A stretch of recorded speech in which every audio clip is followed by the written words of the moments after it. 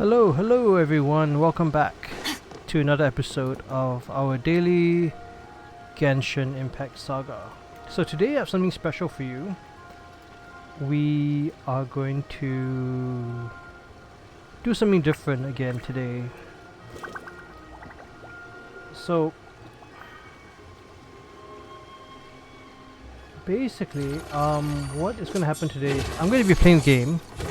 I have a lot of resin. Obviously, I'm going to do what I usually do in Genshin. This is another episode, but in the background, I'm going to be playing and sharing one of my recent podcasts. If you have not seen the recent video that Genshin actually released themselves about the shades, there's a lot of law drops in that. So I asked my assistants to go research and find out as much as they can about the law and what we need to know about that. Because a lot of people don't really know exactly what's going on, and I'll be making other videos later on about like different aspects of it. Like I'm going to answer a lot of questions that we have. I mean, even I have questions. Obviously, I don't know everything. But it's gonna be really interesting. So, I just want to give you like a overview, and it's gonna be quite detailed. It's gonna be multiple. It's gonna be multiple videos.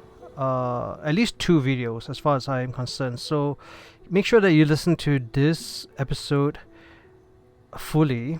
Like once the podcast starts, and I'm going to talk a bit in between, or maybe after. I'll talk a bit after, and try to recap some stuff, and then I'm going to go deeper into it on other videos. I'm going to make special videos just about answering questions regarding the law and who the 4 shades are, and a few other questions that people may have. So if you have questions, put it in the comments as you think about it, as you hear this podcast later on in a few minutes.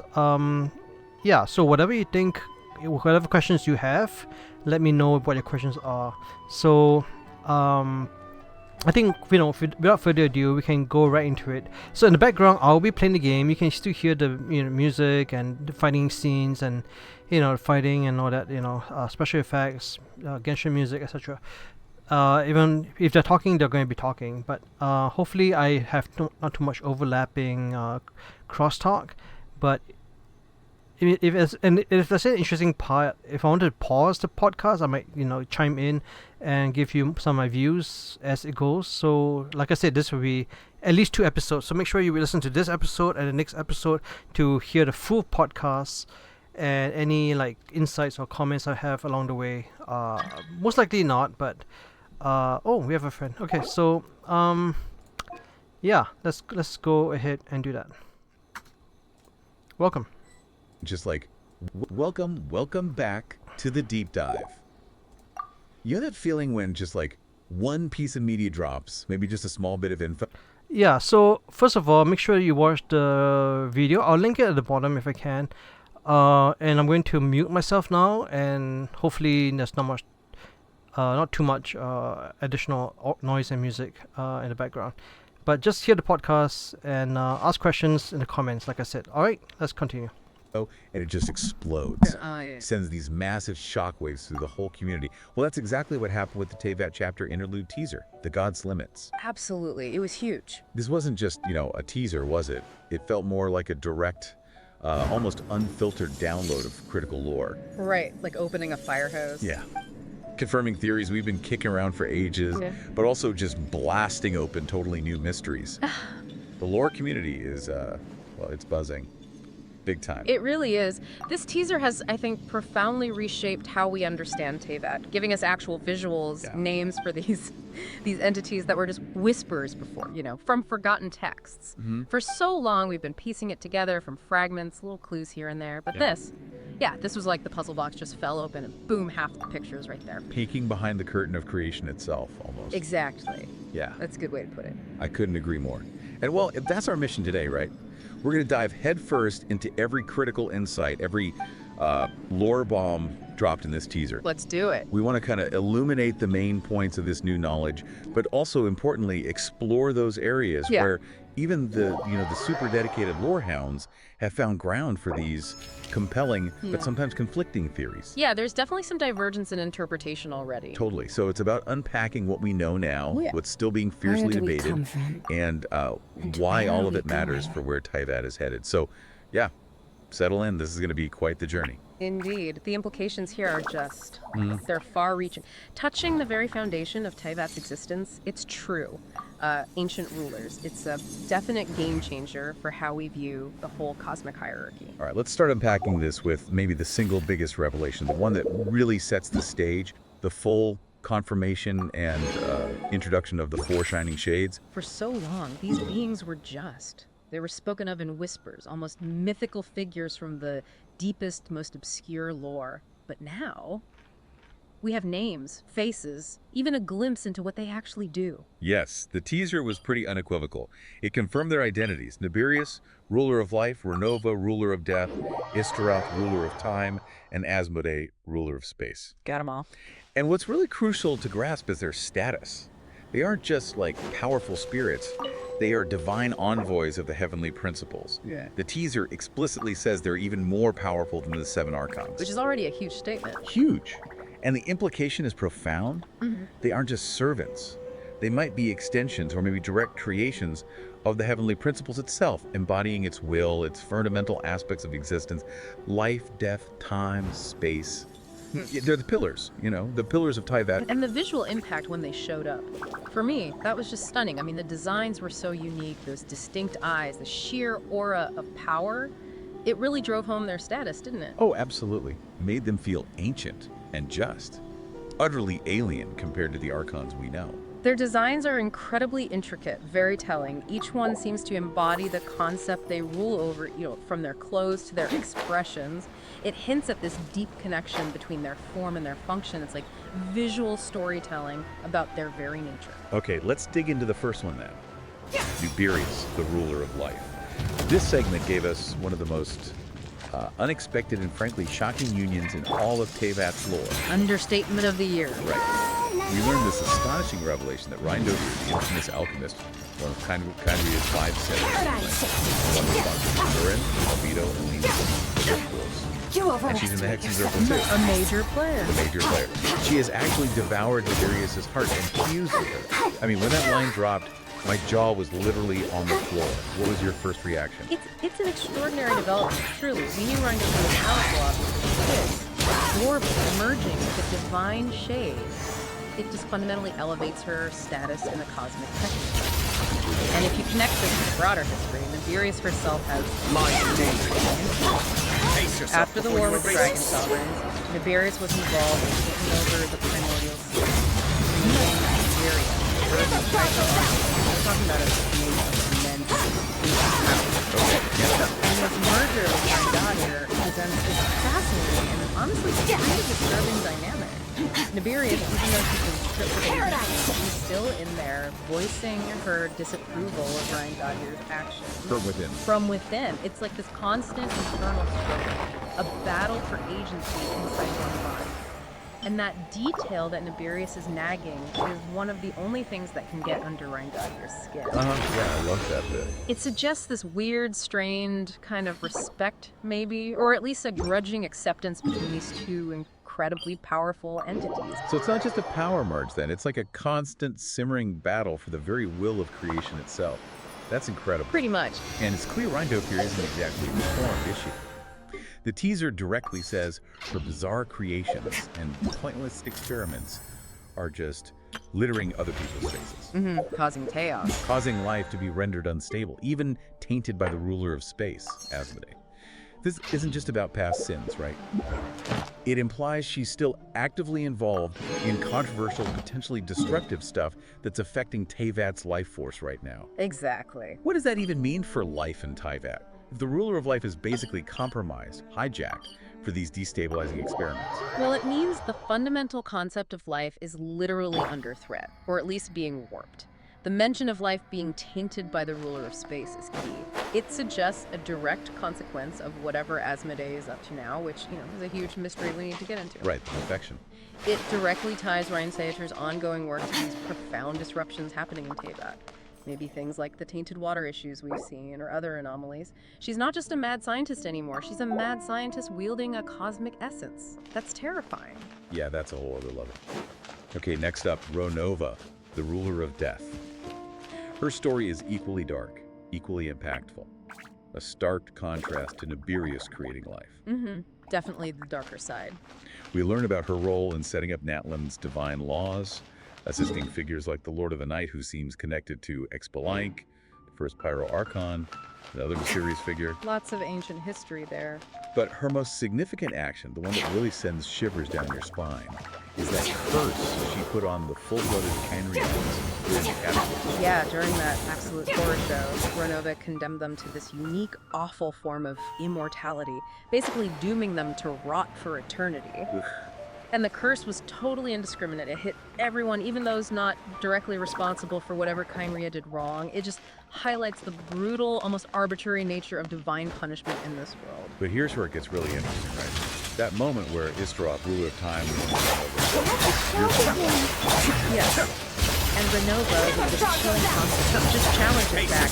Who thinks this is? Like, who could possibly see me here doing this? and then bam, the reveal. The Watcher.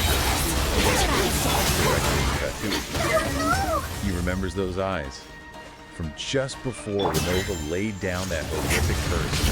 This isn't just some random encounter. Not at all. It confirms Kiara was right there, a direct witness to the Cataclysm's horror, suffering its consequences. It sets up this profound shared history of Renova that absolutely fuels his current, unwavering hatred for the gods. Deeply personal. Even Rindare makes that point. Listening to the Devita helped him let go of his no way. His face and his gaze. He was more obsessed than ever. Something to let go of. Not by a long shot, on his driving. The role of the design itself is that later. But the analysis of what Minble is pointing out the 7-point heptagram. The symbolism there is not just Abra, often symbolizing cosmic connection.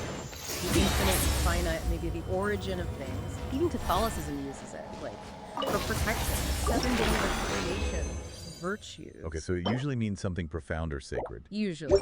But here's the twist for Teyvat. In Renova's eye, it's upside down. And that inversion, whether you're looking at mystical traditions or even just pop culture, usually signifies rebellion, corruption, something fundamentally against its original sacred meaning. It's a really potent visual cue about her nature, or maybe her current role. And her name too, Renova. It's a direct reference to Renov, a demon from the Lesser Key of Solomon.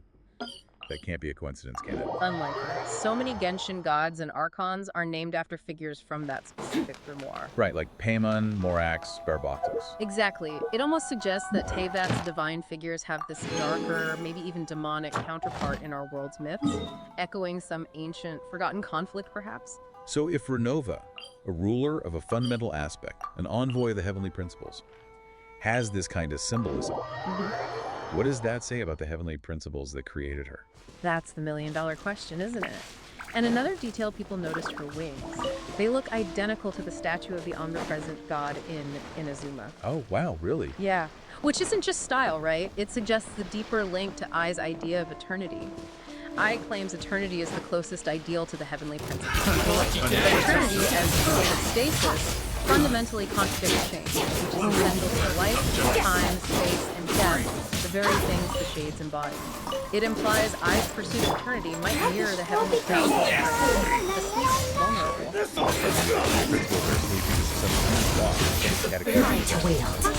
The confrontation with beings like the Dragon Sovereign, or something else. It begs the question of what could put the ultimate power in Teyvat into a deep slumber. Question we'll definitely have to keep monitoring. Okay, but speaking of ancient beings with maybe complex motivations, let's shift to Istroth, the ruler of time. Her stated reason for giving history to mortals is almost hilariously casual. She says it was to pass the time. Meaning the actual ruler of time needing to pass the time. The irony is just palpable, isn't it? Like the CEO of Naps needing a coffee break. It is, and it speaks to this certain detached, maybe almost bored quality. Despite her influence being everywhere, these beings, they exist on such a grand, eternal scale. Maybe eternity can get a bit mundane without something to watch. An existential quirk for a goddess. Exactly. And despite that casual vibe, Istaroth's presence is woven all through Teyvat's history, often subtle but profound ways that shaped the world. Worshipped in Mondstadt and Kanamia even before the Archons. Right. She protected Enkanamia after it fell, kept that connection going, guided Barbados early on in Mondstadt, shaping its whole vibe of wind and freedom, even helped the sacred sakura tree grow in Inazuma, played a key role there. What really stands out that she was the only shade who kept responding to prayers from Enkanamia after it sunk. That's a crucial point. Heavenly principles, the other shades, total radio silence. That sets her purpose. It hints at maybe a different kind of test compassion, subject. or perhaps a deeper empathy for mortals and their struggles, compared to the others who seem indifferent or just asleep. She seems like the quiet observer, the one who occasionally nudges history along when needed. Yeah, and her design reinforces that, right? Those dangling bits in her halo, people interpret them as clock hands and ink pen nibs. Directly symbolizing her dual roles, timekeeping and writing history. She's not just the ruler of time, but it's a scribe. Her followers, the scribes of Tokoyo Ukami, definitely got that. It fits perfectly with her giving mortals the ability to remember, record, reflect on the past. That's fundamental for civilization, really. Absolutely. Okay, now, on to the big one. The central enigmas, the biggest question mark from this whole teaser, Asmodee's defection. The crux of it all. She's finally confirmed as the ruler of space.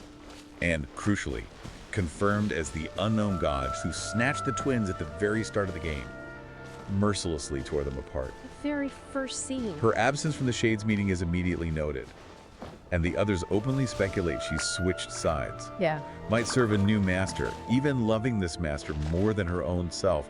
This is the ultimate betrayal, isn't it, within their own ranks? It's truly monumental, a fundamental breach of divine order right at the highest level of Teyvat's celestial hierarchy. It implies this massive schism that could literally shatter reality. Yeah. And the core question, where the interpretations just explode, is who is this new master? This is where the lore community just goes wild. And we have like two incredibly compelling puzzles, each one with massive. Exactly. This is where the theories get fun and so let's dig into the first big one. Asmodee's new master could be the ancient dragon king Ibn. He was the leader of the Seven Stars, elemental dragon ruled before the Heavenly Principle showed up. Before the primordial. He also supposedly introduced the Abyss to Teyvat, and famously fell during the big war against the Heavenly Principles, the Great War of Vengeance. Okay. So the argument here is what if people on how to survive, maybe in spirit, gaining the ruler of the Teyvat. That will be the ultimate comeback, the ultimate strike against the heavenly principles of cosmic power. It lines up perfectly with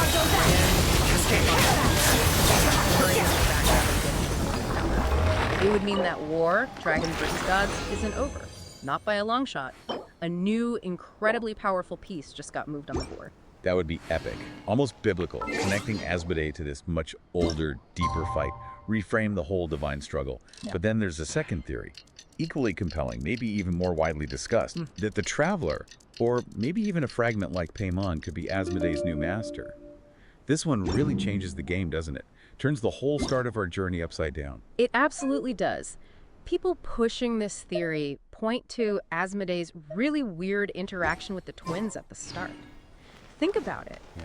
She didn't just separate them, she seemed to like overhear their private conversation, talk to them with this strange familiarity that felt off for just a bad guy encounter. Right, it wasn't just, I'm evil, prepare to fight. No, it could suggest a deeper, maybe internal connection, a resonance with their unique status as descenders.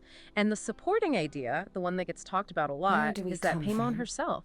She could be a stripped-down amnesiac fragment of Asmodee. Whoa. Passed down after she separated the twins, then, fished out of the water by the very descender she just condemned. It's a cruel twist, but it fits the kind of narrative complexity Genshin likes to play with. So instead of divine judgment at the start, it becomes personal loyalty. or even some twisted form of love. That fundamentally changes how we see the traveler's journey and our relationship with Paimon, our little floating companion. Totally. It's a fascinating, almost mind-bending idea. It makes you rethink every single conversation with Paimon, doesn't it? Like, what if Paimon is Asmodee, or part of her? Well, if Paimon is Asmodee, or a fragment, it means our guide, the voice in our ear this whole time, is intimately tied to the very celestial forces we seem to be opposing. Right. It would explain her weird abilities, her knowledge that sometimes feels way too deep, her completely unknown origins. It turns the traveler's quest on its head, suggests we've been carrying a piece of the divine mystery with us all along, maybe even unknowingly healing it or reassembling it. The whole journey becomes less a simple hero's quest and more this intricate cosmic dance where even your enemies are tangled up with you. Okay, so regardless of who the new master is, ancient dragon king, floating companion, someone else entirely, Asmodee's defection is this massive breach of faith with Celestia. And this act of rebellion, it seems possible, maybe even likely, because the heavenly principles are asleep.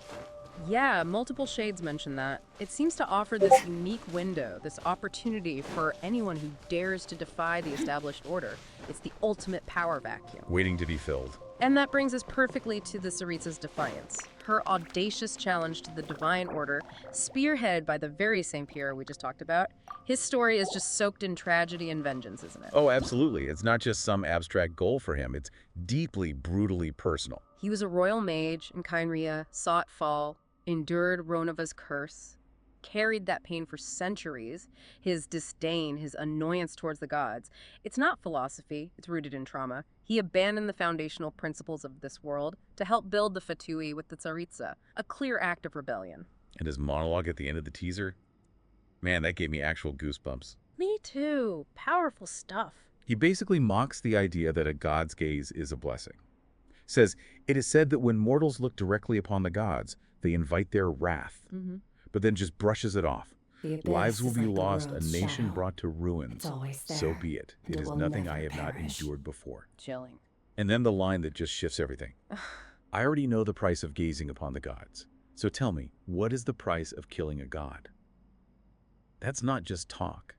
That's a direct, uncompromising challenge to divine authority, born from suffering and pure will. And it's fascinating how, despite Rhindotir's cynical remark about him letting go of past obsessions, his whole look, his vibe in the teaser, he seems more obsessed than ever with fighting Celestia. It's not a past obsession he's moved on from, it's one he's finally found the power to act on. This mission is the culmination of everything for him. His life's purpose now focused on vengeance. Exactly. And the Tsaritsa herself, speaking through Piero, delivers that ultimate rallying cry for their whole movement. Behold, even the gods have their limits. That phrase, it's not just stating a fact, it transforms the fear of the divine into a will to defy it. It signals this clear, aggressive intent. Challenge, maybe even kill the heavenly principles while it sleeps. It's so bold, audacious. Especially when you remember the shades just dismissed the cry of Archons, right? Calling your powers poultry powers. Yeah, poultry powers, daring to set her gaze on the heavenly principles. That contrast just hammered home the power difference, but also the solution. She's one Archon, maybe powerful, daring to challenge. And Ryan Doctor's observation that the heavenly principles have yet to awaken. It presents this unique opportunity for the Tsaritsa to build strength without immediate trying to maximize. They're exploiting this window of slumber, this fragile moment where the highest authority is vulnerable. Strike while the iron is cold. Exactly. A cosmic strip while the iron is cold. Yet even the Shades, who seem all-powerful, they have limits too. Renova says it's time we intervened against Asmodee's potential betrayal. They recognize the threat. Yeah, there's a catch, right? Right. She immediately adds the crucial constraint. They have to